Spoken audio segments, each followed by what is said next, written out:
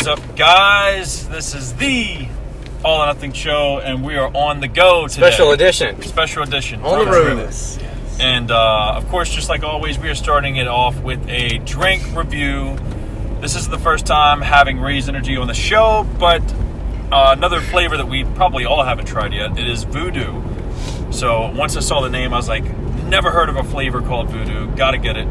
So we're going to break out the cans now. I got the old cooler on ice. Hold on. I think it's ripping open. I've never had Raise before either. Raise is really good. The You're in for a past treat. two we had were really good, and so I hope this one's good. Oh, it's going to show the camera. Oh, yeah, show the camera. Check it out, guys. It's a, I'll describe it. It's an orange and a Black. orange and black can. Yeah, if you want to watch this, watch the vlog. I didn't bring one for you. I'm just messing. Oh. Drop his ass off. We would do that to There Griffin. might be some shit on it. You might want to blow it off. It's got little like spider webs on it, but same old shit with the caffeine, the aminos, and all that jazz. Here, I'll open yours. You wait. Okay. Yeah, so these cans, I mean, they look, I think they brought these out during Halloween last year, so that's why they have like the orange and like spooky bats on it. For some reason, I thought it was limited edition when they dropped It is. But it's like one of those things, I think, to build hype, and then they just kept bringing it out, you know? Yeah. What are your Huh. thoughts? It's like a blood orange flavor. Okay. That's what I think, though. Blood orange. Very descriptive. It reminds me of like V8 juice, kind of. With the tomato Like a and nice, celery. no, not like a vegetable. Blood V8, orange, there's- but not my favorite blood orange, by any means. It's like orange Gatorade-esque, but not as sweet, maybe. Yeah, it's not as sweet. And I guess for reference, we all got to kind of yell just to make sure the mic catches everything. But Yeah. yeah. I like say how that it's it's, clear too. It's not like one of those gross looking orange colors. Oh, yeah. It's like a clear Yeah, liquid. these don't really have artificial colors or anything in it. Would you say that it's better than the one that we had last week? Oh yeah. Better than the jalapeno for sure. Oh, shit, I forgot about that one. Which is still the most unique flavor. That's the most I've unique tried one I think ever. we'll ever have. I feel Ever. like. But not my favorite. But thank you though for that. So I guess since we're going through this, let's go ahead and get to the point. Yeah. What the people want to know. What is our point system for these drinks, guys? Maddie, you're new or back to the newish scale. We're doing 0 to 10, not 0 to 5 anymore. Okay. Did y'all do drinks? Oh yeah, y'all did do drinks when y'all did it. Yeah. I don't know if We were the still first. rate them though, or did we just say like they were good? We rated them out of 5. Okay. Yeah. Yeah. Sorry, new system. I know it's gonna throw your taste buds off. Well, Actually, it's now pretty good. I'm gonna give it a Like, 7.3. I enjoy it. I wouldn't probably be excited, but what would I change? Jeez. Like, would you say you wanted it a little more tart? A little sweeter. I think it's tart enough. Yeah, I think it's tart enough. The carbonation's good. It's just, I don't know. I don't know if you can make orange any better than orange. I would rather it be a little sweeter, a little more, like, refreshing or vibrant, but Yeah. for the most part, it's pretty good. I don't want to It's throw y'all's enjoyable. minds off, but speaking of orange, I swear I saw it on YouTube, and it might have just been clickbait, but it was either Eminem or some type of rapper had a verse or a word that rhymes with orange. Oh, the orange 4-inch door hinge. He was Yeah. talking about Did that. he? And those I aren't basically- fucking words, though, are right? they words? Door hinge is a phrase, so I guess Door hinge. technically. Door hinge, orange. 4-inch. But I feel like door hinge. They're is technically E. Orange is slant A. rhymes. They're called Yeah. near rhymes or Oh. slant rhymes. Rock knows There this you go. because The rap it's a culture. rap- Yeah. The rap based culture. on- Yeah, throwback. Did you ever crease your Jordans? Never had Jordans. Did have foam. I had foam posits though. Oh, I got those for like my birthday. I bought them from like eBay, and then I realized I wasn't like made to be in the shoe game, and it was very expensive, so I sold them back. Yeah, and also once you get that first like scuff, it's like, oh, Yeah. Might as well trash them now. Yeah. Yeah. Anyways, What are your ratings? 300's kind of a lot. You guys haven't rated it. I'm the only one that's I rated. know, I bro. would say probably 8.7. Oh shit! Oh, you I like- scored shit. to date, I You think. like it. I don't That's think we've fine. given an 8. None of us have given that high on anything. My man. Damn. Maybe the mood, like he's just in his, he's in a He's mood. feeling it. Good mood. In a mood. I'll go ahead and throw mine out there. I'm gonna give it a 6.8. Okay. 6.8. I was gonna give it like a 6, between a 6 and a 7, so like 6.8, I don't 6.9. know if you, do you like the citrus twist bang? Because that was one of my favorite flavors. Is it yellow? That was an orange one. It was almost like orange soda too. I don't think I ever had the orange bag. It was pretty good. It reminds me of the orange. Isn't there an orange monster? There is an orange monster. Or am I thinking of 3D? It does kind of taste like this. Well, It 3D tastes has like one 3D. too. That's what. It's not as carbonated as some drinks. Yeah, the carbonation. Yeah, it's 3D-esque. Yeah. All right, so the numbers are out, and definitely the highest score to date of anything. Griffin went Congratulations hard for- on it, for yeah. moving that standard up. Yeah. I don't know. Maybe that was a little ambitious, but you know, it is pretty good. Can't go back now. No. If it's a Halloween one, is it old? Yeah, it's expired. Yeah. It's probably fermented by now. Yeah. No, I've been impressed with their flavors. Yeah, raises. Which is Grape funny is because good. I've tried like 4. I tried the strawberry colada, the grape bubble gum. There's like a yellow one maybe, and I tried one more, and I didn't like any of them. I wouldn't rate them above a 5. But these last few that we've tried, I've really liked. Rep Sports. We've had their pre-workout before. Yeah, they do have a Yeah. supplement company too. Yeah, they make the Broken Arrow. Yeah, that's it. So That's like a what yellow it is, tub. Yeah. Yeah, I which is almost pretty feel good like- too. I don't know if you feel this way, Austin. If you ever would You're off decide, the show, by the way, for recommending the pre-workout. I'm just messing. Oh, yeah. that out. Sorry. Yeah. We don't recommend This is it. made We by- just had it before. I mean, No. all or nothing. Yeah. Yeah. You're off the show, dude. I almost feel like having unique energy drink flavors is very beneficial to a lot of these companies, because I feel like, you know, if it was like a grape energy drink or something like that, I probably wouldn't be as excited to try it. But a lot of these, I feel like I'm like, oh, what does that taste like? Well, To where does- if you ever dropped energy drinks, would you follow that same path? I think it's gone to show. So like, I just going off experience. When we created our first few flavors with GYMFLO, they were very good, but they were straight to the point. Pineapple, green apple, watermelon. Classic. Yeah. But now that we're throwing some fancy names, like Pango was our first one, and people were like, "Yo, what is that? I want to try that." Yeah. You know, and it's just pineapple mango. But if we would have called it pineapple mango, it might not have had as much hype behind it or as Yeah. much curiosity. Same thing with like purple haze bang is like it's Yeah. grape, but they call it purple haze, and it's like, oh shit, that sounds better than just regular grape. You know. Yeah, I think it's definitely like more of a cool thing. Definitely good for marketing to like have a special kind of name. But I do feel like I don't like them going off like mixing too many flavors. Like sometimes just a straightforward flavor is good. Like a simple, you know, hopefully what we do with Overcome, a simple lemonade, or you know, a simple, Yeah. Oh no, that's already been talked I about. brought it up on one of the shows Yeah, recently. but like simple Yeah. flavors, sometimes strawberry, and these other ones, like it's almost like they get lost or they just kind of get thrown out there, and they're not like the flavors and kind of nailed. And another thing I feel like people do is, or businesses do, is they almost just like want to come out with as many flavors as possible, and some of them are shit. Like I've never been a fan of a grape bubble gum.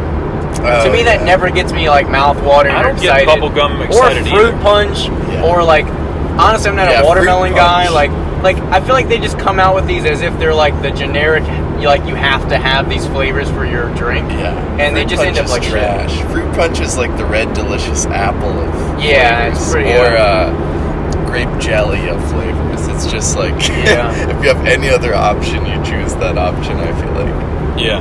Yeah. And what fruits is it even based off of? Yeah. What is fruit punch? You know. Yeah. What is? I don't know. Now, blue raspberry, that's a fake flavor I can get behind.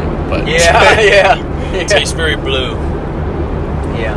But anyway, let's talk about what we're driving to, what we're doing. So there is a reason we're on the road today, and I guess Brock, Madi, however y'all want to introduce the whole concept, go ahead and just like lead the way with it. Let the people know what's going I'll on. let Brock lead the way. He's good about speaking about stuff. I'll put in my input. Yeah, but- chime in. So we're driving down to North Carolina right now. There's 2 warehouses we're picking up fitness equipment for, and not for our home gym, although we have gotten some stuff a couple months ago, earlier for the quarantine stuff. But we are opening up our own fitness facility or gym, whatever you want to call it.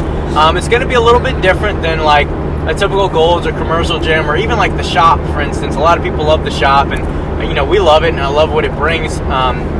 But we're kind of looking for a little bit different of an aspect, a little bit different or more unique feel that we're trying to bring to Richmond. It's going to be Iron Built Gym. So, by now when this podcast drops, we're going to be already speaking about it. So you'll be able to check out the Instagram, check out, videos we're posting and such of us building it out. But, as we're speaking right now, it's in the process of being, finalized with the property, with equipment and everything. And it's been in the works for like the past 3 years. We've been saving and preparing for it, and a lot of planning's gone into it. So this hasn't been something on the fly or something we thought of the past few months. It's been, very much a long-term plan and something we've been trying to build. So now it's just kind of giving us a good time to fully plan, prepare for it, and looking at certain properties, we decided to take the next step like now. Even though quarantine's going on, we think it's a decent time for us to kind of start going for it. And so we're buying more equipment right now. A lot of it's already been purchased and we're just loading it up in a truck. But while we're at specifically one of these warehouses, we're definitely going to buy a few more things as far as matting, equipment, maybe some bars. But we got a lot of fun stuff to pick up today, a leg press, some hammer strength machines and such. And we're just trying to build what's basically going to be a private fitness facility. Now by private, we don't mean like no one else can come, but the membership is going to be capped is what we're planning on. So we plan on capping it at 100 people, and that kind of does a few things for us. One, it allows us to kind of build a more close-knit community and culture that we can kind of grow out eventually from, and it gives us a little bit more exclusivity, if I pronounced it correctly, exclusivity of, we are a little bit more catered towards a special population. We're not for everybody. We're not for the weekend warriors. We're for people that really take pride and enjoy in a quality gym and a quality community that supports each other and that's all working hard and has discipline and everything. So we're not like closing people out or kicking anybody out. We don't have any special criteria, but we want, members that actually take pride and care about the gym they go to and the people that they're surrounded with. So that's kind of what we're going for with Iron Belt Gym, is a community of just strong-minded people that all embody that same kind of goal of community and hard work and discipline. So that's kind of what we're going for with the gym. Like you said, capping it at 100 people, having some freelance trainers as well. So if you are interested in training at our gym, please reach out to us at either Brock Covington or Madi Dixfit on Instagram, or just get in contact with us. And we'd love to possibly have you train your clients within our facility once it's fully, built out. But another great thing that I'll kind of ramble on is this is almost turned into a monologue, but I'll let people talk in a minute. It's very well flowed off the tongue for being improv. Well, yeah. He's been thinking all night. Yeah, I've been thinking all night. I'm off script now. But basically, the great thing too that we've had is an amazing relationship with GYMFLO in Austin and everything. So where not only, do we have a good relationship and connection with them and we'll have their products in our facility, but also, we plan on finding a property and, closing on a property that has multiple offices, not only for us to kind of stay in, Madi and I, but also Austin to basically have his headquarters and product within. So where, we are even not just like have a good connection and partnership with, but are basically intertwined with, a great local supplement company. And I think it can only help each other grow more and provide more for the community and the customer, the member. So we're really excited for what this can mean for Party in the Gyms, what it can mean for, really embracing and blowing up Richmond fitness events even more, and just, how much we can really do. So we're excited about that as well. And, it's just going to be a kick-ass time. Go ahead, Griffin. It is funny because when we were putting that video together for our site the other day, I was looking back through some old videos, and the initial Party in the Gym that we filmed before you had even kind of started it, before you had thought of the idea that we did in Laburnum where you were announcing it, it was funny to just look back at that and realize, that wasn't that long ago that you had that idea, and thinking of each one that's compounded every time, and just the last one that we had, how great it was. It's crazy to just think, that was just not a spur of the moment idea, but something that was, it's just something you felt like doing, and like just how much that's changed. And it's just exciting to me to just think that, just from word of mouth, just from the environment that it all brings and the feeling that it brings for people, I can imagine too what a year from now will be like, or other things in regards to the Iron Built Gym or Party in the Gym, or just the amount of growth and community that will come from all that too. I mean, I don't want to like venture too far off from Iron Built, but speaking of the party in the gyms, it was very cool. You know, like you said, it started off as like maybe a month or two planned out, and then finally, getting some simple content put together. And after the first one was the most nerve-wracking. When me and Jake showed up, we were like, we hope at least like some of our close friends at least show up, so we're not looking like schmucks with a table and music bumping, and it's just us two in the back of the gym. And once the first one popped off, it was a pretty good turnout. I was like, damn, that was awesome. Every time, like you said, compounded, and there was either another 3-4 more people showing up each time, and each time it's from far away. Yeah, from at least some people driving at least an hour, some. Yeah, the last one was definitely the biggest, and then finally the biggest one of them all, where the cage was not only full, but so was the outside, or at least most of the weight room had like a good chunk of people out there. That was cool. I like how it started back in the little like cage area, and then definitely expanded. And it's outgrown the cage. I don't think it would have been as cool. Not to say it wouldn't have still worked, but since we were in that consolidated area, it just gave a hardened vibe. I don't know. It was like, I don't think it would have grown as quick. I don't know. Like, like the vibe with everybody being so close in there, it was like. I almost feel like that's the advantage that we're going to have with our Iron Built gym, is it starts off small. Yeah, you can't leave. You're like forced to communicate. It's meet forced people, but you're forced to meet people, grow culture and community, and kind of all just be excited around one, centered goal, which, for the party in the gyms and what our gym will be basically is, fitness and like all improving and, putting in work and having a lot of fun. And I think that's almost, I guess, to tie everything in together is what our gym's going to be about is so maybe eventually we do grow past our 100 members and raise that limit. But I mean, I just think the party of the gyms, like we talked about, like the last one was so kick-ass, and it's a shame that the corona kind of ruined future ones, but ideally we're going to be back better than ever once this quarantine lets up, and hopefully we can have the gym open at the exact same time, so we can really not only kick off the start of the gym with a kick-ass kind of like party and event, but tie it all together with the party in the gym, and hopefully with a new product is back by then, and it can just be pretty crazy. I think it'll be sweet for sure. I can't wait until we actually have a place to make it our own, and bring something to Richmond that Richmond has needed for some time. Not a corporate spot. Not to say corporate's bad. I mean, Gold's Gym has supported us very well so far. I mean, I have nothing but good things to say about at least Gold's Gym Laburnum, especially. They've taken care of me for 5 years, and so I do appreciate everything they've done. But I think there can be even higher levels for ourselves if we go out and create something cool like this. Yeah, that is a good point. Just considering that,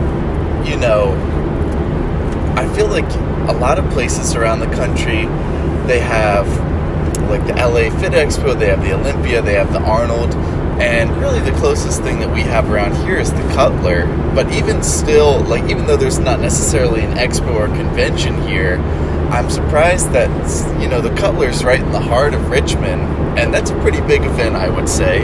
And I'm surprised that, we don't really have that bodybuilding culture-esque gym. It really is just a few commercial gyms. And even in the past few years, like, considering the commercial gyms like Gold's or Van Gold's Laburnum, the Crunch wasn't around, and it really, in the city, was just the YMCA and, like, the very small Van Gold. So it's surprising to me that, the gym scene has not really been that great in here. There's really been a lot to be desired. I think part of the reason is it's going to sound funny, but it's like we're not opening the gym for financial gain or for profit, honestly. It's like, because it's very, very hard to, especially if you're going to outfit a gym that can cater towards a shit ton of people like the shop does. Like a 20,000 square foot place is going to be very expensive, not only month to month, but to actually have the equipment to outfit it is very expensive. So what we plan on doing, for this gym is still making it very awesome, but it is going to be, a smaller gym. But again, like I said, we're not really doing it for profit. So basically all the money that we're making is going right back into the gym. We're fortunate enough to be in a situation where that doesn't need to be our financial backbone, but we can still provide something that's amazing to the community. But I think that's what's been the drawback from something opening in Richmond is a lot of the properties that would work for something that would be like a perfect home for bodybuilders. They are very expensive. It's a very big money commitment, and although there is a lot of people that love the bodybuilding, powerlifting community, sometimes people would just rather go with the cheaper option, like Gold's, that has basically all they need. It just might be a little more crowded, a little more corporate. It's hard to compete with those gyms, honestly. Yeah. Well, I got definitely a few things that I'd like to dig deep on about y'all's. Yeah, go for it. Y'all's plans with the gym. So about how long ago did y'all realize that hey, this is something we definitely want to look and pursue? And when did it come to a thought? When we first started dating, I mean, that was the first thing he told me he wanted to do. He didn't ever want to be his own. He didn't want to have a boss, basically. So he wanted his own place to go. So I think opening the gym for him was always his dream, when he started working out. So I mean, he kind of led me. I never thought I could open a gym by myself, so he kind of pushed us to be well, I mean, if we're together, we'll open a gym together. She doesn't realize what she's capable of, right? And I feel like I would never have opened a gym by myself. So having someone with you, who's as driven as you and who has so much you just believe in yourself. Yeah. So I think we can absolutely do it and together. But I think, right when we started dating, that was I just remember, I'll give an example. I remember in my sports medicine class in my senior year, so we've been dating about a year, and this was, I guess, 2017, 2018. I had a poster. We had to make a career poster, and on the poster, I wrote for my career. Everyone was doing, again, because we're in sports medicine, everyone was doing occupational therapist, physical therapist, physician's assistant, whatever it is. I wrote I wanted to make my own gym. And it's I was the only one who was trying to have their own facility or something off the wall, I guess, from the class. And it's really funny to look back on it, 2.5 years later, and say, okay, I have the money saved up to actually accomplish this goal. And it's even more heartwarming to see that the people I wrote down as my support system, being my family and Madi, are still right there by my side. Is a good feeling too, that you're in the right direction when you're picking the right people to surround yourself with and the right people to support you and that are genuine relationships. So That's true. And also it's something that I would hope truly love doing, the gym. Yeah. Well, and that's again it's gonna sound super stupid for me to say we're not trying to profit off the gym, but I mean, seriously, we just want to be able to pay lease and have a place that we love to go to and can call home. And I mean, if it grows past that, if we do make a profit, then sweet. That's obviously, we want it to be profitable, but at the same time, it's we aren't on the restraint of this is it. We're not. Making a profit would obviously be great, but I think anyway, even if we did make a profit, it would go back to the gym anyway. Yeah. So I mean, it wouldn't be profitable for us, but for our gym, and which is us, Yeah, and I'm only pushing that point mainly to kind of say we're in it for the right reasons, and also we're not going anywhere. It's not if we aren't successful out of the gate, or if we have some quarantine thing come up, we aren't going to be dependent solely on the members just to stay in business. Is the key. Is we're in a more secure situation.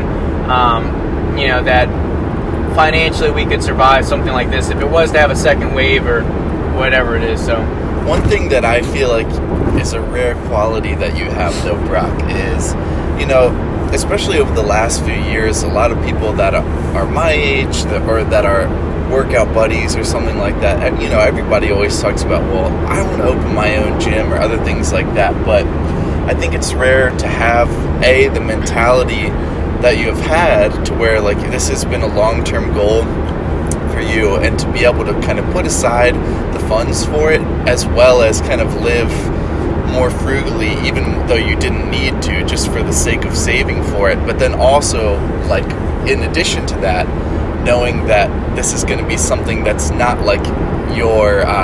it's not your get rich quick sort of thing as well. But then also I feel realizing that you have the mentality of okay, no matter what, this is going to work, even if there's setbacks, even if you had a piece of equipment in mind that is not available anymore, or if the lease doesn't work out or other things like that. It's not we tried sort of thing. It's that no matter what, it's going to happen, and you'll make it work no matter what comes your way. So yeah, I mean, I think I kind of zoned out because there was a police car I was watching. But I generally know what you're saying. Yeah, oh man, my mind slipped. Money. Pretty much, fuck you, Griffin. We didn't listen to what you say. No, I listened. Just messing with No. I know what he's saying. Basically, like, I had the wherewithal to kind of save and plan for things, even for the worst. Yeah, I mean, I think you just got to know, like, what you want and be committed to it and know that it's not always going to be simple and easy. Like, when most of the extra income I'm coming from was, like you said, living frugally and basically not living above your means. And I think that's where people really fuck up is, when you do get that promotion, when you do get that, salary job paying 40, 50, whatever grand a year, if you can get that out of college, as people start to live at their means, they meet their means, when really, if you make 40, 50 grand a year, you should be living like you're making 20 grand a year if you really want to have that extra money to save and pursue your, like, goals. So, I didn't plan on really being able to open the gym yet, but, luckily, just again with, I guess, the opportunities that present themselves, I'm able to have more free time now and committing to, what some may call stupid, but dropping out of college, and my parents didn't like it and still don't like it, but I think it's the best decision for me. It's your best move yet, dude. Yeah.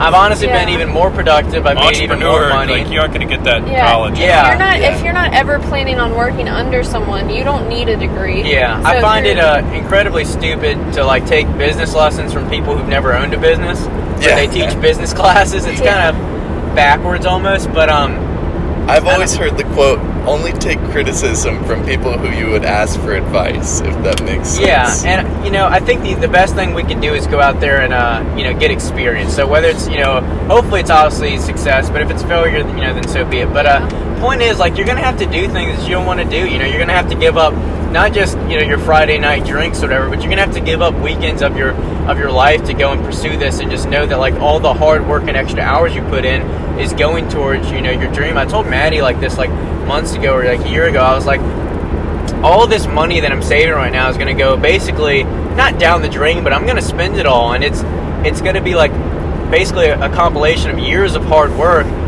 Basically that every time I'm getting paid from these people, I'm not spending basically any of it. It's all going towards this kind of shared business, and it's almost like I'm just doing charity work. Almost is how you have to view it.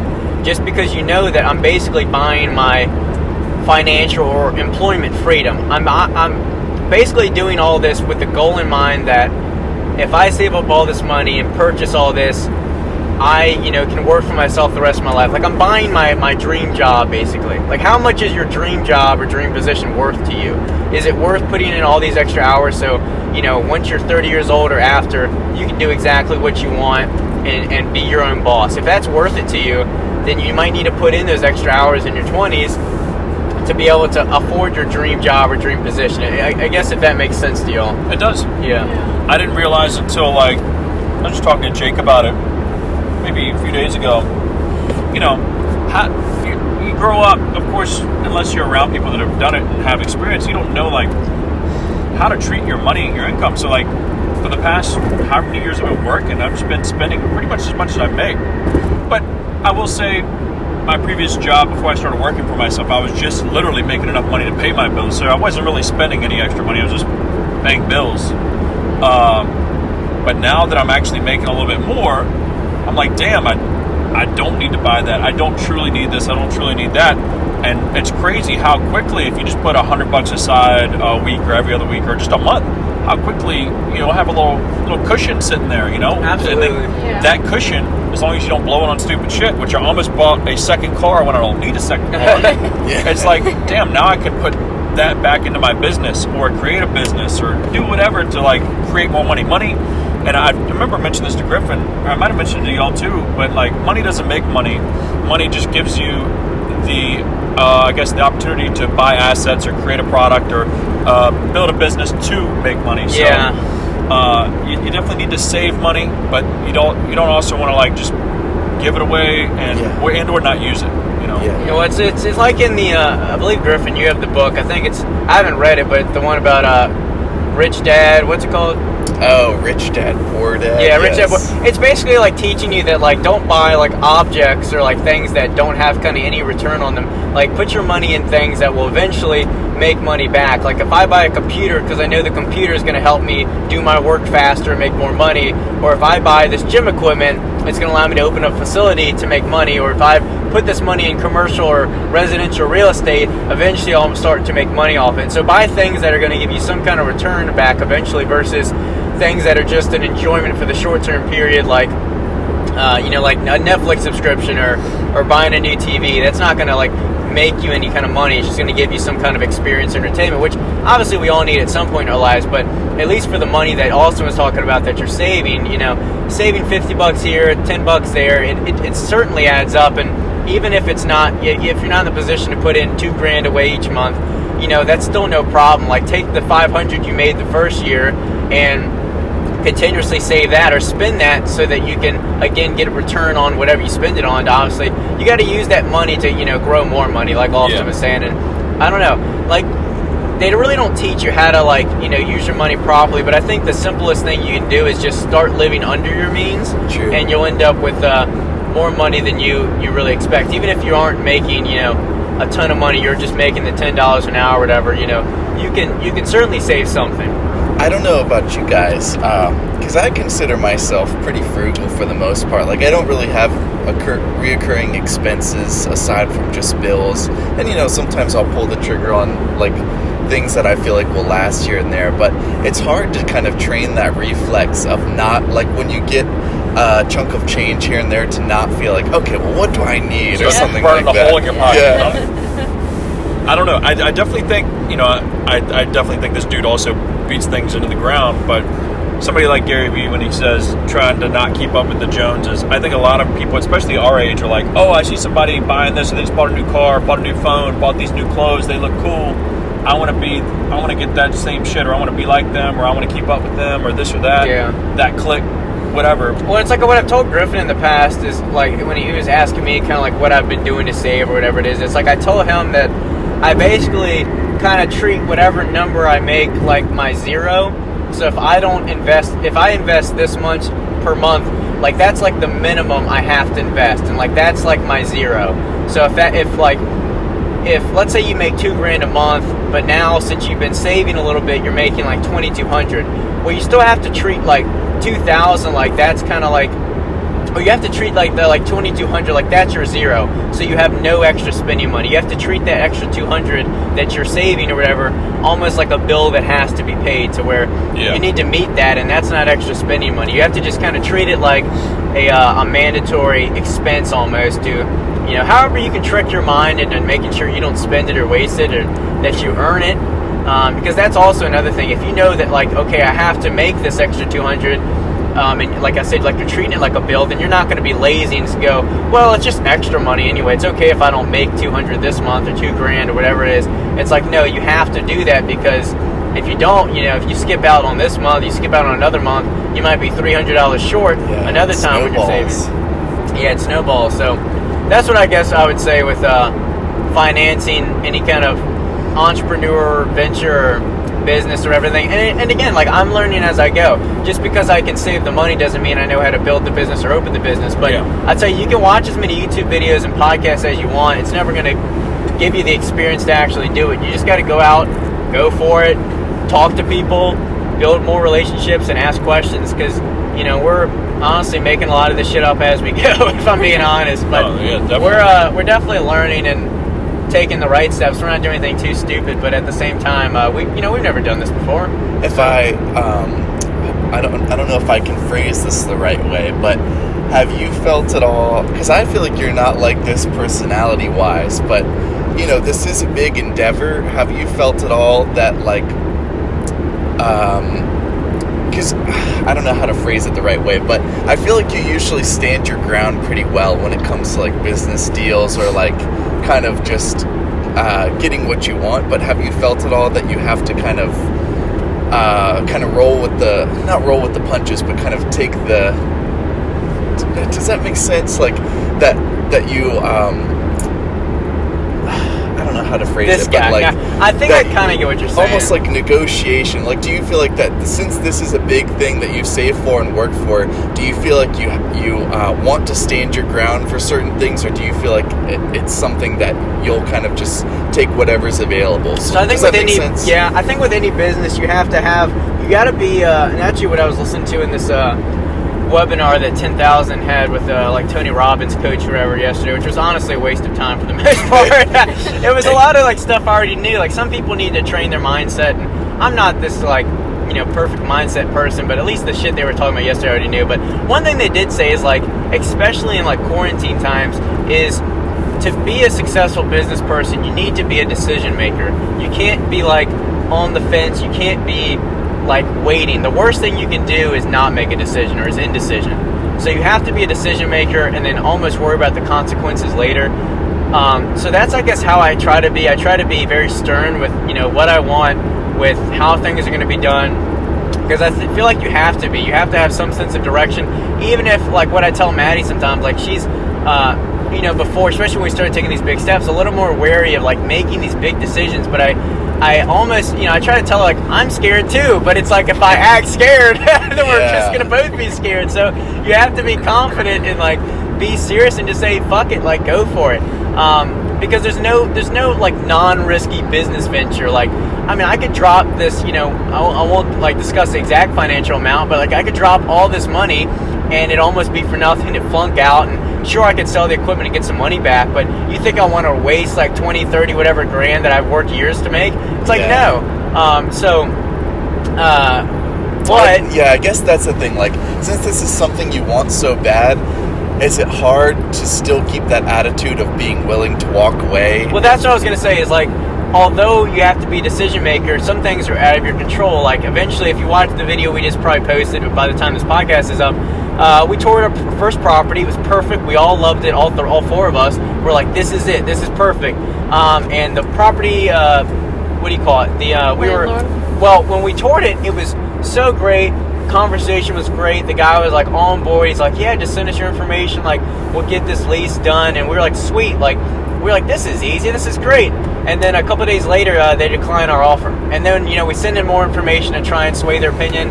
And took forever to respond, just to tell us that they already signed a lease with another company. So we kind of get a kick in the balls, basically, for lack of better words. And, it's frustrating, because that's something that I've discussed in a couple of different ways, but it's something that's out of our control. It's nothing we can fix with money. It's nothing we can fix with, just talking it out, or for doing extra cardio, or dieting hard. It's nothing we can physically do to kind of like fix that. It's their choice. It's out of our control whether they want our business or not.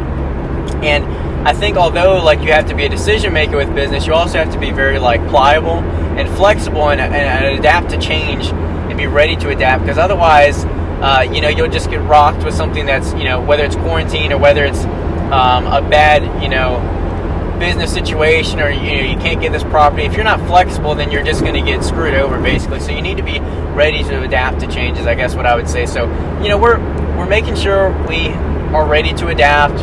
We're keeping our options open, but at the same time, we know what we want. We know what we envision. We know what we're out to, kind of what we're set to do, I guess. Yeah, I can definitely follow up with that, since we've been technically a business for about 5 years. Yeah, I mean, experience.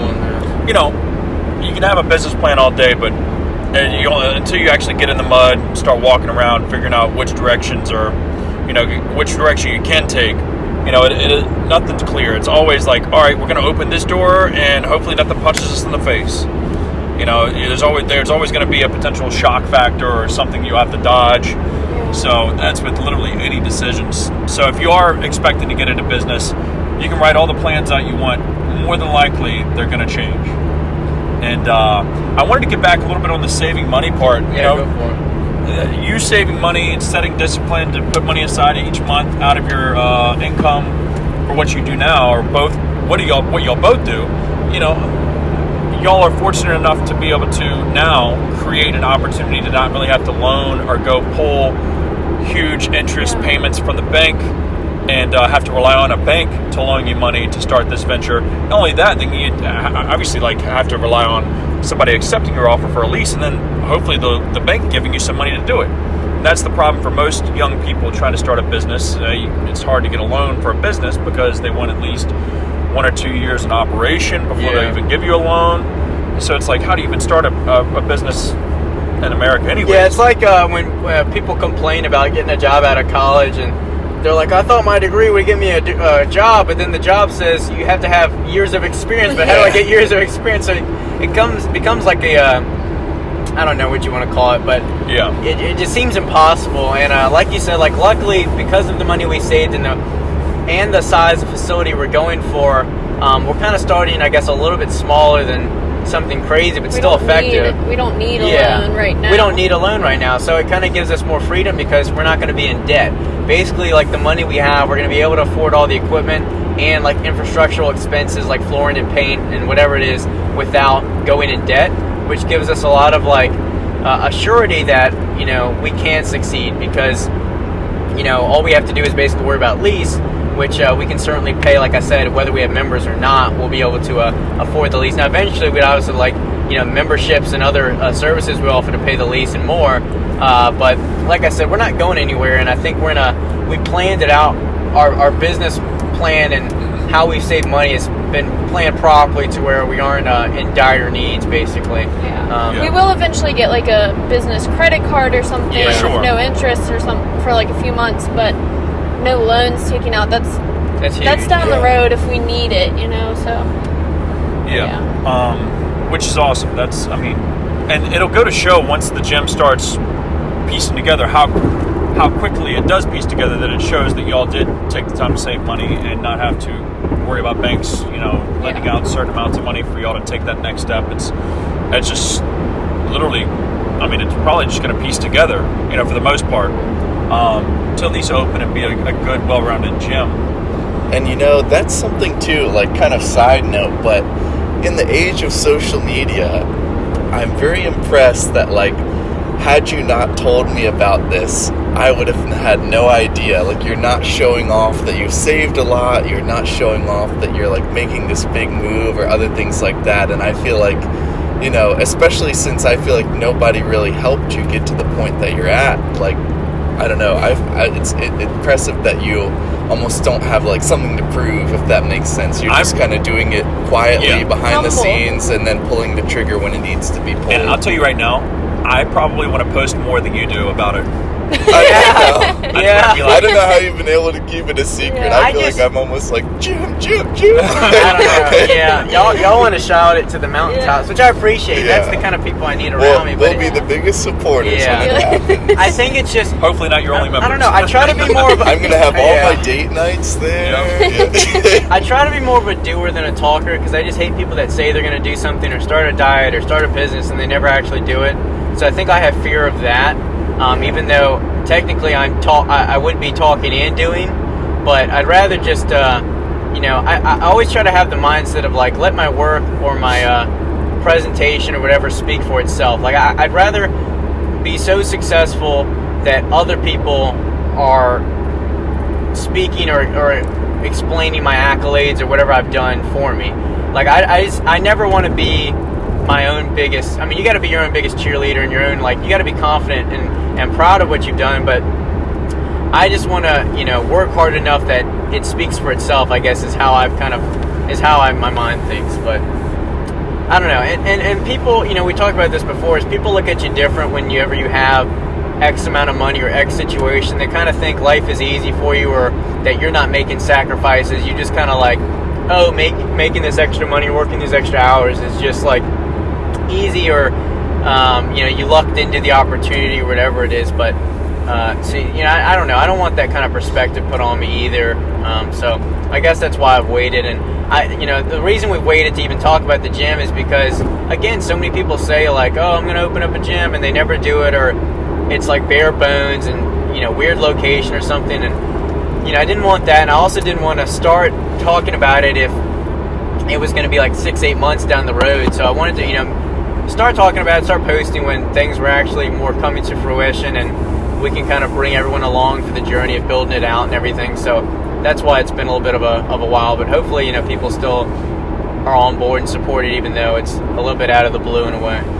I definitely think they will. And, there will come a time once it starts getting out to social media, which it's crazy to think that, like, the way to build awareness about anything now these days is, like, you have to put it on social. And you need content. And, like, it's crazy how just much of a attention, everything's about attention, which it always has been, but, like, it's just magnified to, like, tenfold with social media. And getting people to notice it, share it with their friends, blah, blah, blah. But I think when it comes time to posting it, I think it'll gain plenty of traction, especially with the intent that y'all are going with, creating it for, the culture and not for income, per se. Alright, cut. We're gonna come back. I'm sorry, guys. I had to pee again. Oh my God. I've been holding it the past 20 minutes. It's been intense, too. Nice. Yeah, a little shit. We're rolling? Yep. Perfect.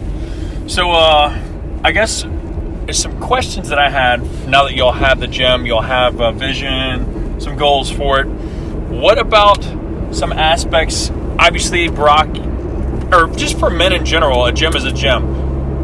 Is this going to be a well-rounded gym for males and females? Obviously, Madi, you're going to be part owner. Yeah. Are you going to be doing anything extra or special or in the aspect of the female side? Because there are different equipment, different training styles that females tend to, I guess, lean towards, look into for gyms.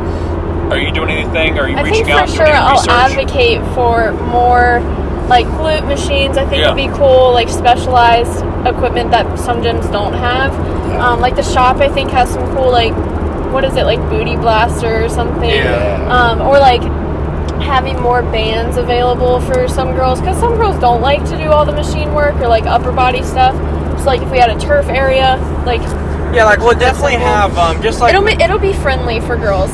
Yeah, I'll make sure. We'll definitely cater to all groups, and I mean we want an environment, like I said, that's not all men, or it's only like so-and-so type of people, only bodybuilders, The or only pros. powerlifters, only the pros. Like we don't want that kind of ego or anything in there. We want it, everyone to be able to love and enjoy the gym. So we'll definitely, like Madi said, have more machines that are catered towards glutes, or even if women want to have jacked shoulders, like we're gonna have it all really. And I think I definitely do, like, even I know Jamie does this, like the seminars and stuff. I think it'd be cool to kind of have like a body like positivity. I know that's kind of cliche, but so women's section. Yeah, we'll call it something less PC. No. But and we'll probably have like glute bands and such, and hip circles near Definitely like the some good mobility lighting area. and mirrors. That kind of attention to detail on little things like having glute bands available or having good lighting or other things like that is definitely going to be noticed. I feel and in the bathroom, like we'll make it friendly for girls, because I know like gym stuff, like we probably won't have a locker room. Yeah. But like if we made it as comfortable as possible, so like if someone came from work, they could change. Like for sure. We don't want to make it. So like with lighting and all that stuff, now that we hit on that, it opens a door. That definitely makes or breaks a gym sometimes for people. If you come in and it has great lighting, you're gonna have a great fucking workout, because you look great in the mirror. You look that much better in the mirror. You feel that much good about yourself. Everybody around you's looking good. It just sets the tone, the vibe. Lighting's important. Yeah. So are y'all gonna do any like? I guess I think it'd be cool. Maybe y'all talk it out.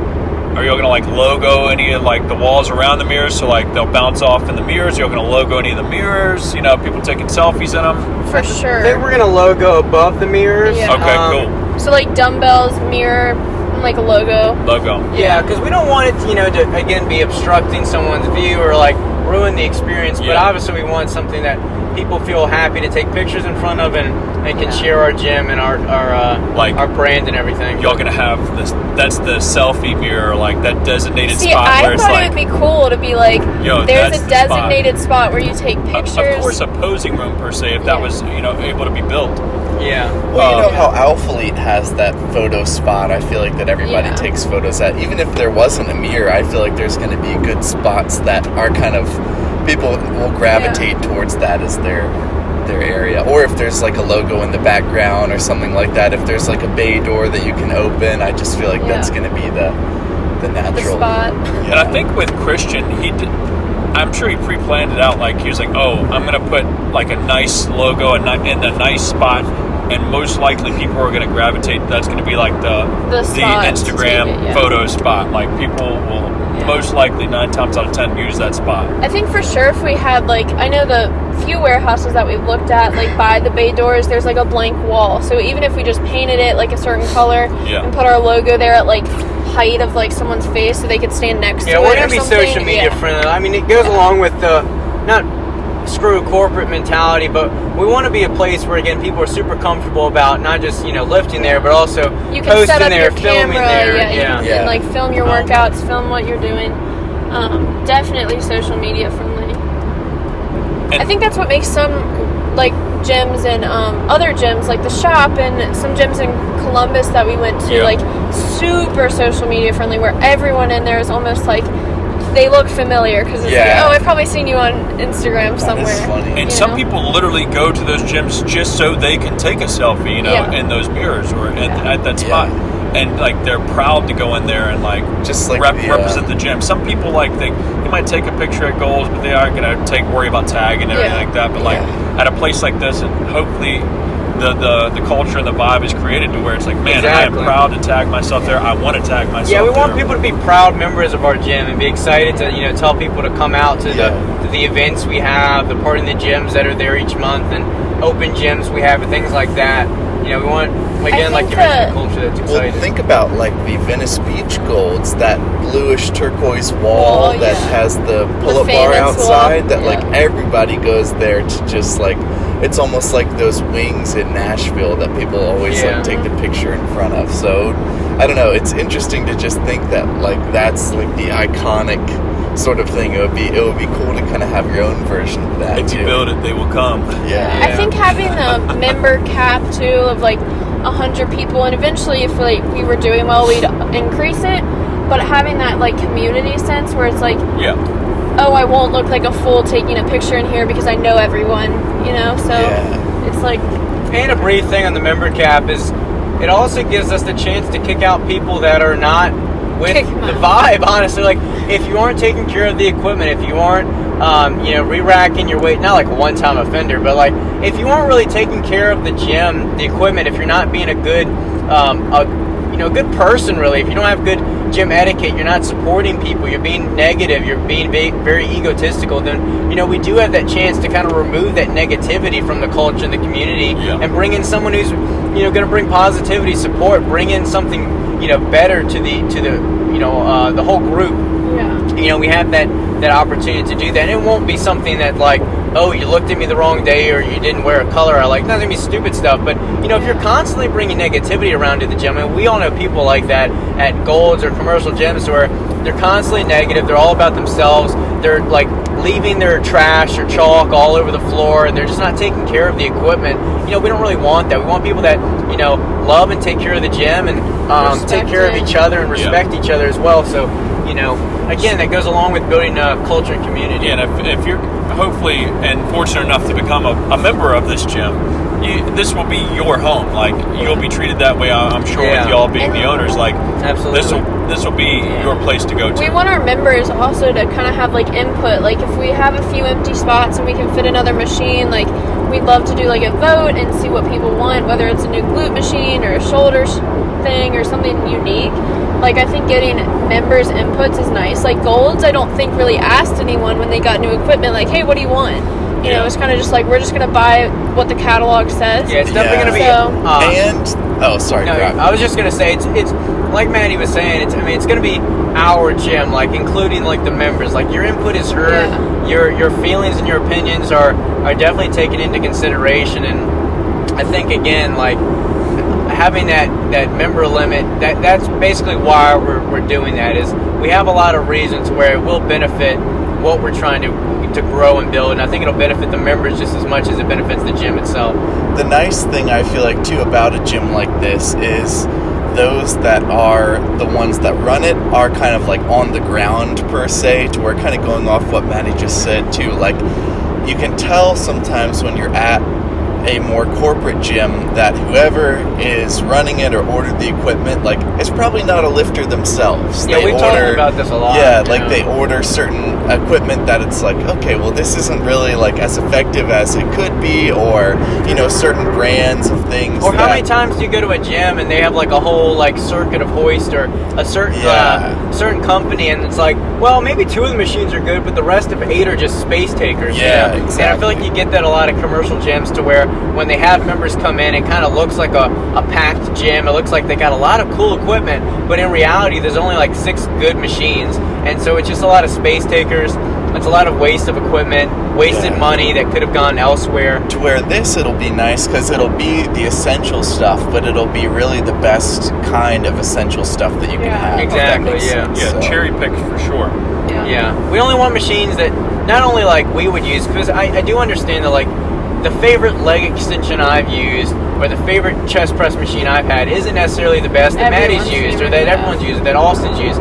So, you know, we have so much input, not just from our like 4-person circle, but as we get more pieces of equipment, more opinions, you know, flood in for a better gym for the greater, you know, the greater good, the greater community, versus just, you know, what I want. You know, it's like we're not going to turn into Maddie and I's private gym that everyone else can come and pay us to use. You know, it's going to be like our gym, and you know, again, I feel like I'm just beating a dead horse saying culture, community, but I mean, that's what we're trying to build. Yeah. We're trying to build somewhere that people really can call their second home, that they want to stop in when, you know, I want it to be such a fun environment to go to that, you know, just because you're in the area, you want to stop by and talk and shoot the shit and not even lift, but just to come in and stop by and see everyone. Like I want those kind of members in that kind of environment. For sure. Maddie, did you have anything to talk about or bring up? Well, I was just going to mention, like, because we, obviously, I know you guys, Griffin and Austin, are a little bit older, so y'all don't really look for your Senior parents. citizens. Y'all don't look for your parents for, like, advice. I mean, you might, but, like, I kind of had to ask permission from my parents. Not like they would say no, but, you know, I felt the need to, like, include them. And they made a good point, like, for Brock and I being so young, 20 and 21, and opening our own business and starting our own gym and taking, like, a huge financial risk, and me still being in school, I think they made a good point where it's like, if we were to fail, now would be the time. Oh, hell Like, because it's like, one, we don't have kids, we don't have a mortgage, it's not like we're gonna, like, file bankruptcy and, like, have to sell our car. Like, we're definitely in the best place possible, even if we're young and we're gonna make a million mistakes. Right now, I'd rather fail than, like, fail in 20 years when I have, like, 2 kids and they can't, like, go to the private school that we wanted or something like that, you know? So I think now's the perfect time, and even if people look at us, like, coming out on social media with, like, opening the gym, people are gonna be like, they're so young, they're still in school, and, like, Brock dropped out, but I'm still in school, I still gotta finish. It doesn't matter. Absolutely. Like, we're taking a big risk, but it's worth it. It's funny because I just said how that Tony Robbins thing was a waste of time, and it is. But one thing, still confirmed. Still working on it. Still confirmed.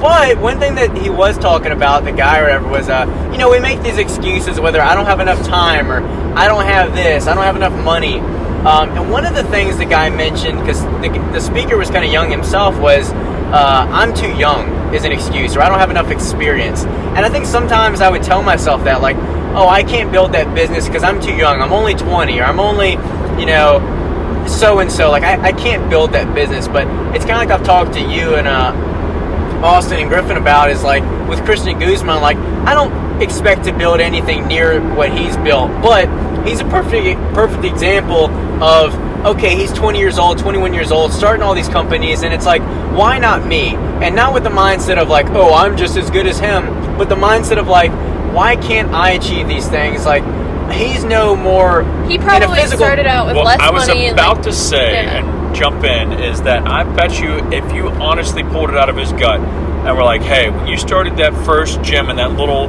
probably 800 square foot little storage unit, did you expect to build a gym that would house this many members and have all these other businesses? It was like, no, you start with a simple concept, something you're passionate about, and then things like, spread out like roots or tree branches, and I definitely think your goals or they should always be evolving. You know, if you start with a small goal, you complete that goal, and it's like, all right, well, what's next? You know. I actually talked to Christian about this because when I had met him, got the inside scoop. I was curious just because when I had met him at the time, I think he was maybe like 23 or 22, and I was like, okay, well, how did this all like come to be? Like, how are you basically a year or two older than me? And I feel like I'm still like trying to figure out like, oh, how am I going to pay for groceries or other things like that? And this guy's got like a successful online coaching business and a clothing business and employees and a gym and stuff like that. And he essentially said that when he dropped out of college, like YouTube kind of gave him the following to do the online coaching. With the online coaching, he started the clothing, and then with the clothing, he started the gym. But he actually said that when he opened his first gym, he had to close it down because, like, the gym itself was kind of, I don't want to say bankrupt, but it had kind of collapsed in terms of financial. So he said that was still something that he had an ultimate goal to do. So he had to kind of go back to the drawing board and figure out again like what went wrong and how to kind of change it. But it's interesting now that, you know, it would have been that much easier for him to back then say, you know, it didn't work out, so cut my losses and, you know, I'll just buy a nice house or do this and that. But now looking at what Alpha Land is, that's probably the biggest endeavor yet. But, you know, it all kind of comes from that same mentality I feel like you have, that no matter what, it's going to happen, even if there's like a little hitch along the road like that. Yeah, you gotta be confident in yourself and your own decisions you make. And like Maddie said, like, you know, you can't be ignorant of the worst scenario. So you do gotta look at it in a calculated way and say, okay, if you know, worst scenario happened, how hard would it be to get back to where I am currently? And you know, I think again, like, you just gotta ditch the mentality of I can't do this because blank, you know. And once you start really analyzing those beliefs or those limitations that you set on yourself, you kind of start to realize they're just kind of just that. They're just beliefs or limitations, and they're not actual reasons why you can't, you know, achieve whatever it is or start whatever business. You know, you got to start looking for solutions rather than excuses. And, you know, once I kind of got over the I'm too young or I can't start this until blank, you know, I used to think that I would come out of, you know, school with my bachelor's and I would work as a PE teacher, and then I work as a personal trainer on the side, and all the personal training money would save up, you know, for the gym. And I was doing the math, and I was like, well, if I do this, I can save up this $2,000 a month for personal training, and by the time I'm like 28, we can open the gym. But it's like, you know, why wait? Why wait? Yeah, why spend all that time and that money waiting, and why not just go for it? And luckily, you know, it is a little bit of luck with some of the business or the freelance work I've gotten into, but at the same time, I'm still putting in the work, reaching out for the clients, and getting the referrals. So it's not, you know, I don't like calling anything luck. And it's kind of like what you said the other day to me, is like, you know, you dropped out of college, and like this is a choice that you're making as far as starting the gym. But if it didn't work out, like, how easy would it be to just reapply into college and to get your training job again, to where, you know, sometimes when the chance presents itself, like, take the leap. And, you know, if things don't work out, like, you can always go back to where you were before, but don't think of that as your plan B. Yeah, I think I heard it from an audiobook, but it's from the book that's a 5-Hour Work Week by Tim Ferriss. And that was one of the couple concepts I got from that book, was that, like, if you do quit your job, he was talking about it from a more like you're in a corporate sense versus, you know, you're as young as, you know, I am or Madi is. But, you know, if you get out of your current situation, whether you're in school, work, whatever it is, you get out of your career, you get out of the safe, risk-free zone, and you go for something, how hard is it to get back to where you were if everything was to fall through the floor, basically, and you went bankrupt or whatever issue was? How hard would it be to get back to to where you were? And like Griffin said, like, it wouldn't be that hard. I just reapply, I take out whatever student loan, I start working at my local gym again as a personal trainer, and, you know, it's really not that hard to get back to where I was. But what is the potential or the ceiling of how good things could be if I do succeed and I do go for this. Well, that's, astronomically better than my situation now. So you got to weigh that risk instead of looking at it like it's like a 50-50 proposition, when really the positive that you can be gained is well worth the small, risk of maybe some time spent wasted, but then you get back to where you were. It's really not that bad. And like, worst comes to worst, like, we buy the equipment, say, for a certain amount of money. If we need to, and it comes down to it, we do have to revert back to what we are doing now. We sell the equipment and we make back that money. Yeah. Like more than half of what we bought it for. You know? Luckily, so like, gym equipment has pretty good equity, so it kind of retains value. But which kind of goes back to what we're talking about with not spending money on stupid shit, but buying things that actually have continuous value. Like even like right now, I'd rather purchase a property or warehouse, or even when we eventually buy a home, like purchase something that I'm like paying equity into, almost like a savings account, instead of paying basically a landlord. But you got to do what you got to do, and I don't know if we'd get approved for a loan to buy a place, but I don't know. I guess that's what I'd say when it comes to someone like weighing out their risk, or can I really do this, is like quit limiting yourself because of you're too young. Because because then at the point, once you're not too young anymore, then you're too old. Or once you do have enough money, then you don't have enough time. So it's always something. It's always, oh, the kids, or this or that. Like, if it was that easy, everyone would do it. If the problem is, and some people are like, well, I have this and that, and they come up with all these excuses, and I just tell them, well, if you still can't fit down a workout in, then you're going to have to cut an hour off your sleep. And if that's just how it's going to have to be, if you have to only sleep 6 hours a night, then that's just going to how it's have to be. If you really want to get to X position or X job or X fitness, physical shape, like, you have to make sacrifices. And I think people act like you can just get wherever you want without making sacrifices. There is no, like, nothing's free. You have to either pay for it with sweat equity or actual time, or you're gonna have to put in work to get something out. It's not simple. Yeah, not to say like I'm a god or anything, but you are. For example, like the last night and the past few weeks, I've been working out at 9:30 at night. Grinding. Grinding, get on my level. But not the most optimal time, or the time that I'd want to work out, but it's the only time that I have. And I realized, like, last night I was talking to myself, I was like, man, I got to get up at 5 because I want to wake up, have some coffee before y'all come over and pick me up before we hit the road. And it's like, well, I guess I'm just going to not sleep as much and be okay with that, and I'm still going to get my workout in. Like I said, not everything has to be all in like that, but if you're serious about any goal, it kind of needs to be. Yeah, it's interesting to develop that kind of non-negotiable attitude with yourself. That's a perfect way to put it, non-negotiable attitude. I think, like, especially when we were in high school, I remember, like, I would wake up at like 4 a.m. and go to the gym really quick and then go to school at 6 because my school started really early, and like Brock had work, so he would start working out at like 9 p.m. but he liked to get his 8 hours of sleep. We had to get. Yeah, I mean, it's.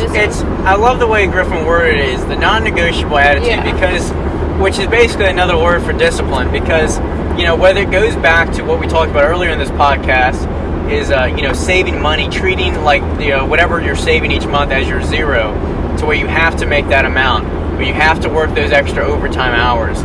It's like, you can't think of this as an option. You can't, if you really want success in any kind of business or your physical ability or physical fitness, it's like, you can't treat things as an option. If you only have the morning to get up early to work out, you can't hit that snooze button. You have to get up at 5. You can't skip this workout if you really want to lose the weight. I kind of like telling our clients, like, if they didn't want to, like, someone didn't want to go to the gym one day because they like had a crazy long day, I always made sure to be like, if you treat the gym or treat like eating correctly, kind of like brushing your teeth or doing something mandatory, it's like, if you're gonna have 2 minutes to brush your teeth, you wouldn't skip it because you were like busy or rushed. You would do it anyway. You can't treat things like an option. You treat it like not like a chore, but just like mandatory. Like, go do it, get it done, and move on, because that's like what you have to do. So. And like Austin said, it's a perfect example of what I was rambling about earlier, is you have to make sacrifices, whether that's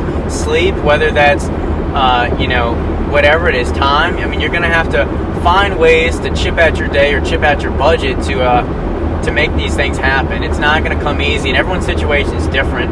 Everyone's going to have to make different sacrifices in their life. If you do have kids, I'm not going to say that's easy. It's definitely harder. But I always think of it this way. There's someone out there with a worse situation than me working harder. And whether that's, true or not, which I would guarantee it's basically true, you just can't always look at someone else and say, well, they have it better, that's why they have this, or, they were raised in this situation. I'm sure some people will look at, or it's because you're a kid. Yeah, Madi or I. Yeah, pick up a tool. Yeah, get a real job. Yeah, but it's like, you know what? I won't call it the person, but it's like on the podcast I did with you all. It's like, dude was telling me to get a job just because I was telling people that they need to sometimes do the thing that's not easy. Do something hard, and you're gonna have to make ends meet and find whatever works. You can't just sit on your hands. And I got told I should get a job, which was comical because I have multiple jobs I work. But you can't look at someone and say I can't learn anything from them because they're young, or Brock has it easy because he grew up in a short pump or whatever. I want to also, at least the way I thought, and I'm pretty sure it's true, the only reason you would take the time out of your day to say and to take a jab, it's not even like a true it wasn't a right hook. Yeah, it's not even like it's a jab at you, is because you felt deep down that it hit you, that was you. Oh man, fuck that kid, he's just a kid, blah blah blah, but it must have hit him in a string, and it was like, man, fuck that. It was him deep down. It's an insecurity. It was like him, It's like, man, fuck that. I don't want to get uncomfortable. Get a job, get a real job, so you can realize, I'm maybe not wording it right, but it was him. It was him, and he felt it. It was directed towards him, even though it wasn't. It's just a fucking show. Yeah. But it's like. I guess that leads us to another topic. Is when you do actually do something out of the norm, you stop going out with your friends on a Friday, you start, trying to maybe start a new business, so you make an Instagram for you, make a website. People are going to laugh at you. People are going to not take it seriously. Your friends are going to say, oh, why don't you hang out with us anymore? Why don't you go to the bar and spend $40 or whatever it is? And you got to just be able to stand up for yourself and back up whatever you're trying to build, because your family's not going to believe in you. Your friends aren't going to support you all the time. It's like what I told Madi was, and luckily her family was supportive, but I was telling her that be ready, because your parents are going to say we're stupid for opening up a gym, especially during this quarantine time.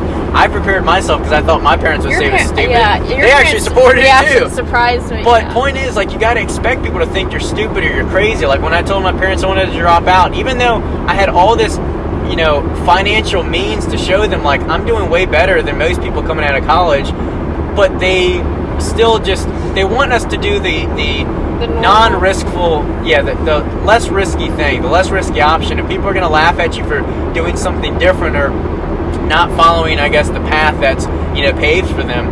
But you just got to be prepared for that and expect people to throw jabs at you, and just know that they really probably don't know what they're talking about. Have you ever heard of the crabs in the bucket analogy? Of course, yeah. Okay, well, never mind then. You can tell the people. Tell the people. People might not know. I haven't heard it in a while. If you catch multiple crabs and you put them in a bucket, they'll move around amongst themselves.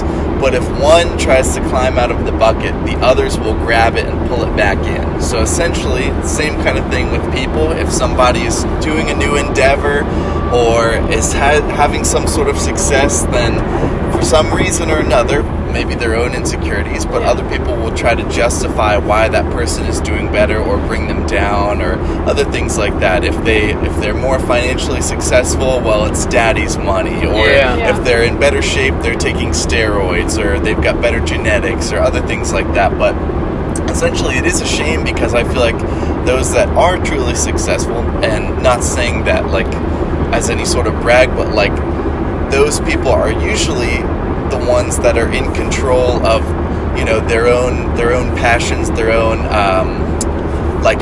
they're in control of their own vices or self-discipline or other things like that, whereas those that are criticizing are usually some victim to it in one form or another, so try to justify it to themselves. So I like that. Yeah, I like that crab analogy. It's like when I've cooked crabs before, or helped cook crabs, you got to pull one out. Like they're like fucking. What are those monkeys monkeys in a barrel? Yeah. You pull them out, and you got like 8 of them in a line, trying to pull them back in. You know, and you have to like knock them off, throw them into the boiling water. Yeah, I mean, ever since I was like young, and I started like a tech YouTube channel when I was like 11, and like these little things and all these different ventures I've gone to, like you're always getting people like talking shit. And honestly, I hate it more because nowadays it's like people do it like secretly or behind your back, or they do it online. I'd rather have someone say it to my face because people are just so less likely to do that to you. But I don't know, you just gotta like brush off your shoulder and realize, like you said earlier, Griffin, is like if you wouldn't take advice from them, their opinion really should mean nothing to you. When Brock and I started Airable, actually, like I mentioned it to my like group of girlfriends, and like their boyfriends, and they just the most passive aggressive like questions were asked, and they were like not sure about like the company and like what we were trying to do, and they didn't fully support it, and they were like, yeah, like we're all for it, and then like 2 months later, you know, they aren't backing us up, they aren't helping us out, you know, just I don't know. Yeah, that's another thing I'd say that I've done a really good job of the past few years is just eliminating all the bullshit, not only in like influences but also like friends and everything. Is I notice I'm really picky and choosy with who I surround myself with because I don't want wasted energy put into people that aren't going to be there for you, and not that they like I have to have friends that only support me and they're like, you know, just basically like patting my back the whole time, but people that are honest, people that aren't secretly hoping I fail, or that aren't constantly talking about themselves, or you know, or more talkers than doers. You know, I just want genuine relationships. People with value. You got to look for more quality over quantity, and I think you know, like I talked about, when you stop going out with your friends because you're working extra hours, or you're pursuing this business or this goal, or you're starting to work out more, your friends are going to be like, oh, what, are you too good for us? Or, you know, they're just going to start throwing jabs at you, and you got to either eliminate them or they're going to come around. And if they don't, you better be prepared to make new friends, because they're not going to, you don't want to allow them to draw you down, and good luck trying to pull them up if they got that kind of mentality. So that's what I'd say. And I feel like too, when you find those people that, you know, really are that kind of close friend, or that build you up, or that are genuine in the same kind of things that you guys are trying to do, like, I don't know, it kind of just opens your eyes a little bit to, it's almost like if you're eating like fast food your whole life and tried like a Michelin star restaurant, it's like, this is what I've been missing almost. Yeah. So like you almost start to learn to, I don't know, what to hold close. Yeah, when you see valuable friends, you definitely know how a friendship should be. Like, you know, I think for a while, I especially noticed this when I used to play baseball, is I'd have a lot of like kind of dickheads or egomaniacs on like my team, and I just noticed that they were kind of always out for themselves. Like, they didn't really care how the team did, just as long as they like performed well. And I started to act that way a little bit too, to where I kind of hoped like some of these people that I didn't really like wouldn't do that well, or I would kind of almost wish the team didn't play well when I was like not pitching and such, just because, again, like, we just generally don't like support each other, you know. But once you start having friends that you're just as excited, if not more excited, when they get a promotion, when they have something good happen to them. Like, y'all are excited for the gym just as much as y'all we are crazy excited from the gym, and it comes from the heart. And I mean, I'm super excited when GYMFLO does well, or they come out with a new product, and you know, I'm trying to support as much as I can. And same with when Griffin pursues more video work, or he finally gets paid what he's supposed to, or he finally gets whatever. It's like, I'm excited for him, and I'm happy to like support in any way that we can, because he supports us as well. And it's just so natural. Like, you don't have to think about it, you don't have to force it. A little jealous about that stimulus check, though. I know, it's fucking stimulus check. I got one too. Yeah. Did you really? Yeah, Stemmy, yeah. God. Good for you. We'll support you. That's where I draw the line. Yeah. Right, No, fuck all y'all are, now it's kind of fucked up. All y'all are getting fat stacks from the government. I'm not getting shit. But on a side note, yeah, I mean, I don't know. You just can't replace genuine relationships. I feel like you need that. Well, with life in general, but certainly business, you need to surround yourself with good influences like that. Yeah, and it didn't really occur to me that like I was a little bit different. Not saying I'm different like than y'all, but different than most people that are worried about the next weekend or worrying about where they're going out for the night. Living which for I the still weekend. like. I do enjoy going out and having a good time, but Jake mentioned it, and he's mentioned it a lot over the past few years. He's like, Austin's always, it's either GYMFLO or working out. If it's none of those two, he ain't doing it. And it kind of goes to show, it's like, I focus on what I want, and I'm not worried about where people are going out on the weekend. I mean, unless I have, which I do have times where I'm like, I'll go out or I'll enjoy myself or I'll, quote unquote, take the day off or whatever, which I do. It's like, I'm not a hardo, but at the same time, it's, you gotta, I guess, put blinders on and like, you not gotta worry about Like your time, priorities straight. And stuff, and not worrying about, like I mentioned earlier, keeping up with the Joneses or, going out for those drinks when you have goals for becoming better in the gym or. I mean, you only have 24 hours in a day, and it's how you use those 24 hours is, if you're wasting time in these other ventures that really aren't adding value to your life or adding happiness. Then it's just kind of wasted time. So, and I mean, again, it goes back. Even if you do enjoy the time, it does add happiness. Sometimes if you aren't where you want to be, though, you got to make a sacrifice so that you have better long-term success or long-term happiness. So I think that's what you're doing. But I'm sure, like you said, like Jake, or I'm sure other people kind of like, what's Austin doing? Oh, he's still at the gym, or he's still working on that company or that GYMFLO or whatever it is. And over time, again, they may not fully respect it or understand it, but then eventually when it grows, that's when they want to be a part of it or be more involved. And so I'm sure you've seen that a lot with some people, either wanting to be like athletes but haven't taken the product or wanting to be involved, but and I don't know, you get a lot of people that have that kind of there on after kind of. Most definitely. It does happen. And even like you mentioned a while back, sometimes your family might not be agreeing with you or your friends might not be agreeing with you for your goals or endeavors. But in the same instance, your family, could or not. No, the family is on board with you. Sometimes even your family might not be, all in on you. Exactly. And they'll be like, oh, why are you eating that food? Or why are you so involved in this? And it's, I don't know, you got to see a bigger picture. And sometimes it just takes, deep down, you think it's going to be quick. You're like, oh, well, it'll be soon. They'll be getting it. But this shit takes time. Yeah, I remember I was chubby growing up, and then when I finally lost weight, I feel like my mom and dad were like, oh, finally. Like, you kind of like lost the weight, because they weren't like pressuring me or being mean about it. But of course, like, they were hoping I wasn't going to, grow up to be a fat dude or get bullied and such in high school. And once I lost the weight, but then I started bulking, my dad was like, what are you doing? Like, why are you gaining the weight? Off the wagon. And I was like, I can lose it. Like, don't fucking worry about it. Every size. And then I know. And then I lose the weight, and he's like, okay, good. And then he's like, why are you bulking again? And it's like, every time I kind of like would purposely gain weight, they just don't understand it. And I think it goes back to the same deal with business. Like, they may not understand why I'm putting so-and-so amount of money into this gym when I could. My parents would 150% rather me put it as a down payment for a house. Because they just want me to do the safe option. And that's understandable. Like, your parents want you. It's not that they don't believe in you, that they don't want you to go for your goal or your dream. It's just they want you to be safe, and they don't want you to take any kind of unnecessary risk. But I think any business is an unnecessary risk, but the value that it can bring to you is just well worth, like I talked about, well worth the risk. If it's gonna lead to whatever it comes. I'm sure, like we talked about, Christian probably never saw the gym leading to what it is today, but just he gets this opportunity via his popularity and such on YouTube, and he took advantage of that opportunity. I think that's the biggest thing, is taking advantage of opportunities that come to you, whether it is a person, a business, whatever it is, whatever situation arrives, you got to take the good out of it. You got to take the positive out of it, whether it is a negative situation, and make something out of it. If you're getting extra money right now on your stimulus check or whatever, but you're actually getting more than you were previously getting paid, if you're not saving that money, you're honestly stupid.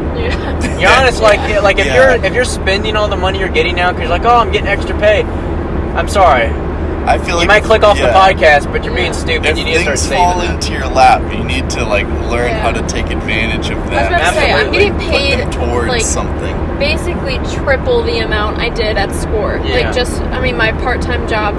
So it's like, just that, pretty much, I'm just keeping what I made at SCORE and sending all of it to, like, the money market And to that's make more the money. main thing that, like, when the government does things like this, it is to stimulate, like, to create things, to create more opportunities for yourself, and obviously pay your minimum bills. Well, and the but just government wants you to spend- stimulate, Yeah. not Yeah. buy the new pair of Jordans or Yeah. the new cell phone or the new whatever bullshit. Well, to be You know? honest, the government probably does want you to spend on consumer, discretionary services. Like they want you to buy, companies' products and support, and like you said, stimulate the business. They don't want you to start your own business Yeah. necessarily, but Yeah. Why not do it? be the outlier. Be the person that isn't just spending the extra money they're getting, and use it smartly, use it wisely. Because not everyone is doing it, so it's not like you're going to be a commodity. So I don't know. It is just a problem. I just feel like people they luck into certain opportunities instead of taking advantage of it. They just I guess they take advantage just in a bad sense. But Yeah. I don't know. It's more short-term satisfaction instead of Yeah. playing the long game. Well, and that's the thing I talked about to Griffin too, because he asked me like, how long have you been saving, or did you ever see it being this amount of money in the long term? And I told him like no, because I only really formally started saving money last January, so like A year and a half. basically like a year and a half ago, and quickly like you start saving up, just 1,000 here or 2,000 there, and it adds up very quickly. Like it's like you said, Austin, like just putting 50 away or $100 here. Like it doesn't seem like much, but I mean it certainly adds up over time. Pennies make dollars. Pennies make dollars. Dollars make more dollars. They make But, babies fuck yeah. and make more dollars. Yeah, but I mean, it's just like you gotta see the long-term plan. I think, like you said, so many people after the short-term satisfaction, or I could have been, buying all this stuff like right now with the money that's coming in, but you kind of just gotta, like I said, tuck it away, ignore it, act like it's not there, and just see like the long-term payoff that'll be there. Because it's been a little bit of a bitch the past 2 years, just working for all these videos, all this work, basically for nothing right now. It's basically just charity work for now. I treat it like homework. Well, not to not to say people are negative, but I think once the gym does open and how quickly and how well organized it does open, people will probably go ahead and say like, oh, he must have daddy or parents must have fucking hooked him up with a loan. Especially with me coming from Short Pump and having like a slightly above middle class kind of upbringing, I would say people would assume that I'm, like you said, I got daddy's money, or at least I can fall back on them. And so, but I mean, the truth is, sure, I have some support. Like I'm not right now on my own phone bill, but a lot of people aren't. Especially at my age. Like technically, I should still be in college, but since about a year and a half ago, when we moved into our first apartment, I paid off my car all by myself. So I bought it, when I was a junior in high school, and paid it off by now. So I'll put out the money, $16,000. I paid off all that by myself, and then I pay my gas, I pay my bills for, internet, for apartment, for all these different things. And Whereas like kids our age, their And still parents are put paying. money yeah, Yeah. most kids that even aren't in, a better situation, like, their parents paid their car, they got the loaner car from their family, whatever it is, and point I'm trying to make is, no matter what situation you come from, you definitely want to use it to your advantage. You don't want to be super prideful and act like, oh, I'm too good to use my parents' money, but I haven't, and I don't. My parents couldn't afford to invest anything in my business, and that's fine. But I mean, there is going to be negativity or fingers pointed saying, oh, we only did it because of blank, or we have blank to fall back on. And again, you're just making excuses to make your own situation feel better. I guess the meaning that I wanted to get out of this was that y'all created an opportunity. Like you used. You could have made a decision to buy shit, but you're using it to make an opportunity, which will in turn, like I mentioned earlier, create roots or branches to more opportunities. And most people will look back at this and be like, oh man, he had it all given to him. Like people look at Christian now and I'm sure like, oh, it's all given to him, blah, blah, blah. Yeah. but who knows for sure, but I would assume that, just watching from some of his videos, it started off small and he just created opportunities. And again, like you said, like whatever opportunity it is, if it's an opportunity of you won the lottery or an opportunity of you were in a wealthy family or whatever, that's your opportunity, whether it's great or small, that's your opportunity, and what you do with it is all up to you. It's kind of like the old joke of Trump said, I got a small loan of $1 million. To us, that's a shit ton of money, and it is a lot of money. But he turned it into billions, or he turned it into multi-millions, So it's like what you do with the money that matters. What you do with the opportunity makes the opportunity valuable, if that makes sense. So it's like, even if the money was handed to us, it's like, doesn't matter, we could waste it or even a more traditional like business standpoint, like you got a loan for GYMFLO, but it's like what you did with the loan that enables you to pay off the loan and actually be a successful business. Yes. So I mean that's a more traditional business opportunity sense, and it's a perfect example of how you've done something with the money to make it a valuable decision and opportunity in general. So it's about taking action on opportunities, and it goes back to what we talked about earlier about being a decision maker. You can't just sit on your hands and say, well, I'm going to wait for the perfect opportunity or wait for the perfect time or the perfect chance. Oh, when I have this settled, or when I have this house, or when I'm this age, or when I'm out of school. Maddie's still got another year in school. We're going for it. We can't just put our dreams on break and wait another year, because who knows what will be going on. So, you wait too long, you just you end up freezing. You don't make you just have indecision. It's the saying called paralysis by analysis. Well, to switch gears a little bit, we already talked about some of the pieces of equipment that we're going down there to pick, but what are some unique pieces now that the cat's out of the bag? I know we answered what are some of our favorite top pieces, but what are some pieces that y'all have off the top of y'all's head that y'all would be like, man, we hope to see this today, or if we come by, we're definitely scooping it today? So I don't think I updated you, Austin, but I'll do it live on the podcast. I wanted to get the Viking press, right? Yeah. And I was going to. The price was fine, but the quote the guy gave me was with a bunch of other stuff just so I could get an estimate. And I was like, oh, well, once it's just the Viking press, the freight, the installation cost, all that might be cheaper. Well, it wasn't. So, the machine alone was going to be, so-and-so amount, but then plus freight was $400, $500, plus installation was $300 or $400. So it ended up almost doubling the cost of the machine. Oh, shit. And so I was like, I'd rather, for a machine that's more specialized, I'd rather wait to purchase something like that. Find it at a warehouse like this. Yeah. So, I mean, again, I'd rather find unique pieces that I can pick up right now and I don't have to worry about anything. So, again, we'll see what we get today. But as far as unique pieces, we absolutely want cool stuff. There's that gluterator machine or whatever that Golds has that we'd love to get in the gym. That's great for the glutes. Or, I would like to get a Viking press eventually, or, a nice pendulum squat. Something, I want unique pieces in the gym.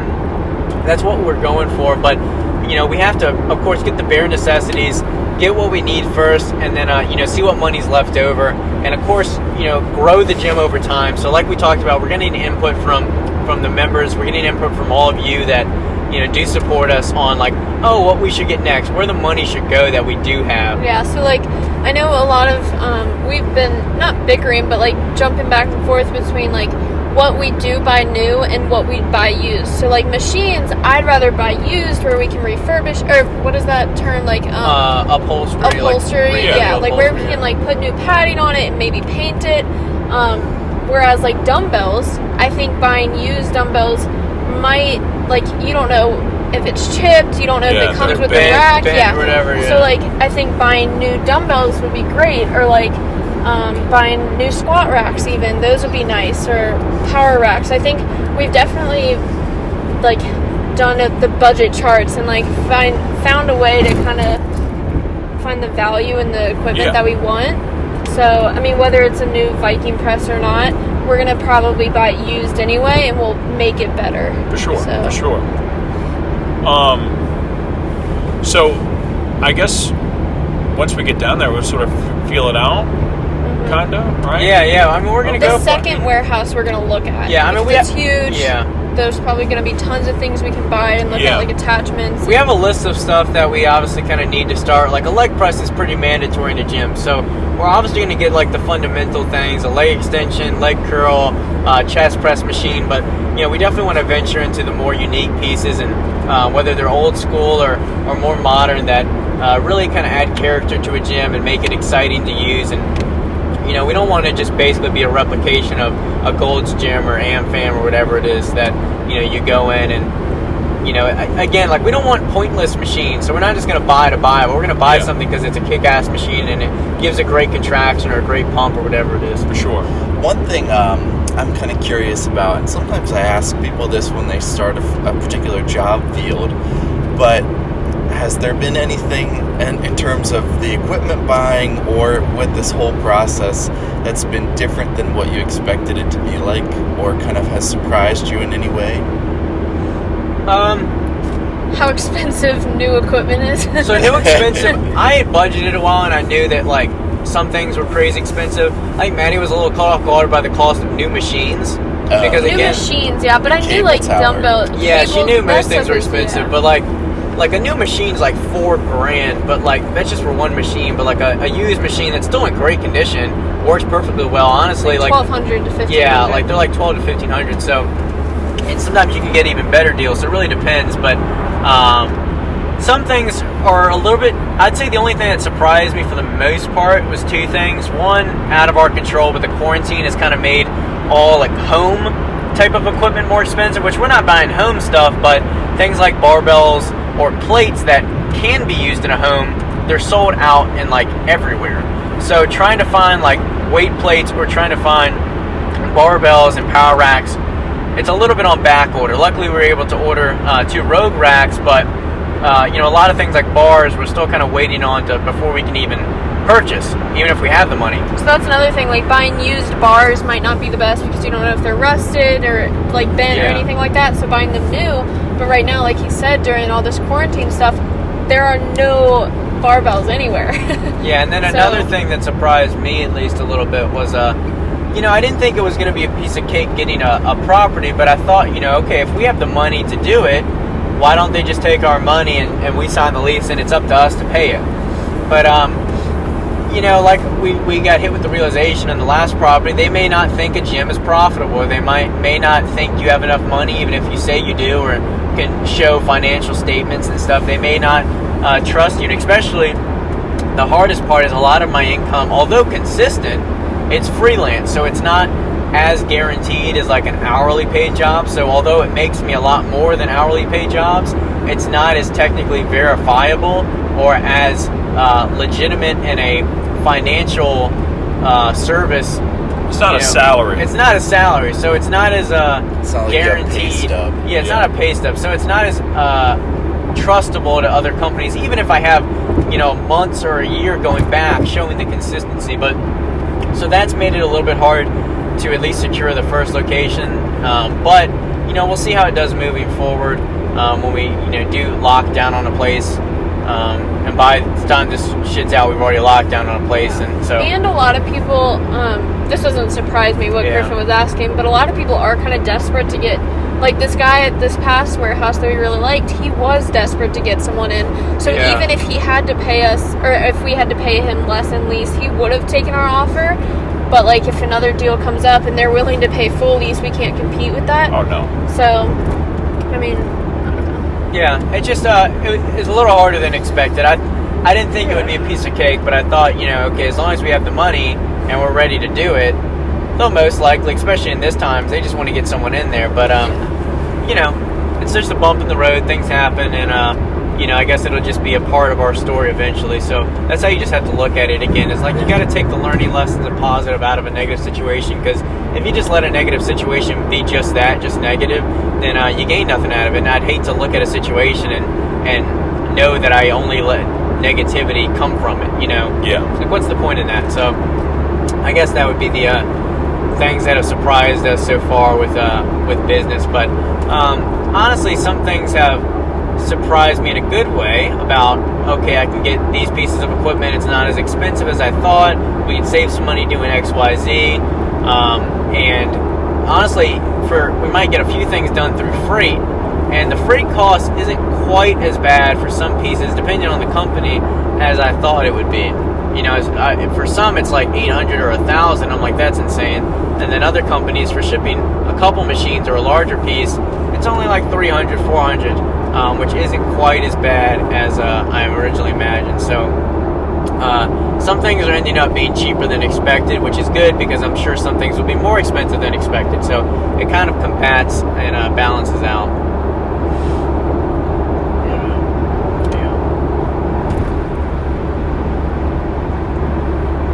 Good work. But I guess we can wrap up the podcast here. Yeah. So too bad we don't have questions today. Yeah, no good questions. But this one, I think this one brought the fire. Yeah, for sure. I think this is For good. sure. I guess And it's a bonus, so it doesn't have to be traditional. on the go. Yeah. But with that being said, keep your eyes peeled. Follow Brock, Madi. Fire Iron Built Gyms, exactly what it is on Instagram. So no underscores or anything. Exactly how it sounds. Iron Built Gym. And follow along, become a member, keep up with us, and we appreciate any support, of course.